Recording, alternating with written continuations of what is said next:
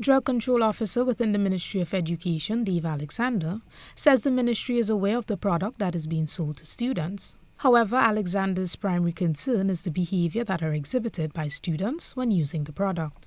Well, one of the things that we are concerned about is, of course, the use of drugs, but in addition, any behavior which imitates drug use. And so we wish to express our grave concern as to any behavior which mimics drug use. In this case, we're talking about a brand of candy which looks like a cigarette.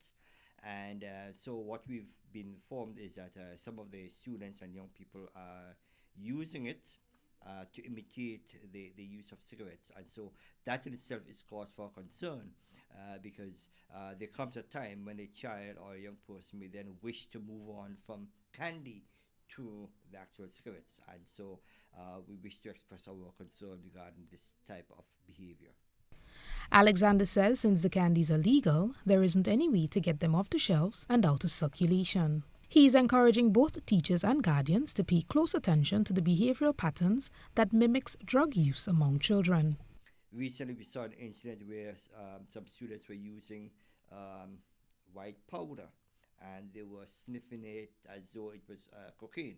Okay, so it's the same kind of pattern of behavior we see in the mimicking of behaviors which indicate drug use. And as we know, there comes a time when a child may want to move on to something else, and so we want to encourage our parents to be on the lookout for these type of candies, for these type of things, and to encourage the children to refrain from any practices which could influence drug use. Meanwhile, as the Intercall Games go into its final day tomorrow, a larger crowd is expected to turn out. As a result, Alexander is cautioning students on the intake of alcoholic beverages. Of course, we also want to encourage students at this time of the year, especially with the intercall seasons, to be extremely careful. I know for the past couple of years we've had some serious incidents where students consumed excessive amounts of alcohol. We had one case where a student was hospitalized for about a week due to that type of behavior. And so we want to encourage students to be extremely careful as to what they eat, what they drink, to exercise caution.